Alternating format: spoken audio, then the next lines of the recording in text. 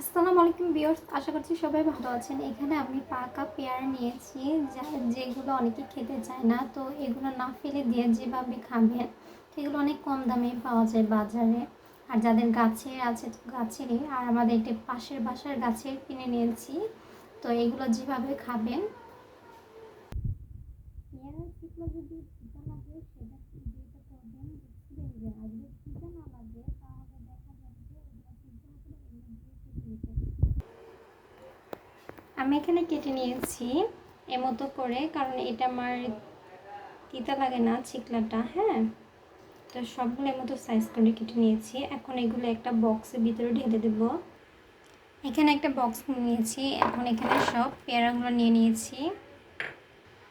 এখানে দিয়ে দেবো অল্প পরিমাণ লবণ, আর দিয়ে দিব সামান্য পরিমাণ হলুদ মরিচের গুঁড়া, একদম সামান্য পরিমাণ দিবেন। এখন আমি বক্সের মুখাটা লাগিয়ে নিব। এখন এগুলোকে সবগুলো ভালো করে মুখাটা লাগিয়ে ঝেঁকে নেব এভাবে। ঝাঁকাবেন যতক্ষণ না সবগুলো ভালো করে মিশে যাচ্ছে। সবগুলো মাখা হয়ে গেছে, ঝাঁকানো হয়ে গেছে। এখন দেখাচ্ছি আপনাকে। এভাবে মেখে খেলে আপনার পেয়ারাগুলো তিতা লাগে না, দেন মিষ্টি লাগে অনেক। অনেকেই পাকা পেয়ারা খেতে চান না, তো এইভাবে ট্রাই করতে পারেন। আমার কাছে খুবই ভালো লাগে পার্সোনালি। আর আমি এটা সবথেকে বেশি খেতাম হচ্ছে আপনার ছোটোবেলায়।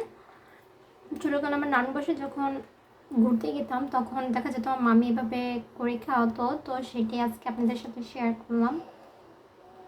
সবাই একবার হলে বাসায় ট্রাই করে দেখবেন কেমন লাগে। সবাই ভালো থাকবেন, সুস্থ থাকবেন। আল্লাহ হাফেজ।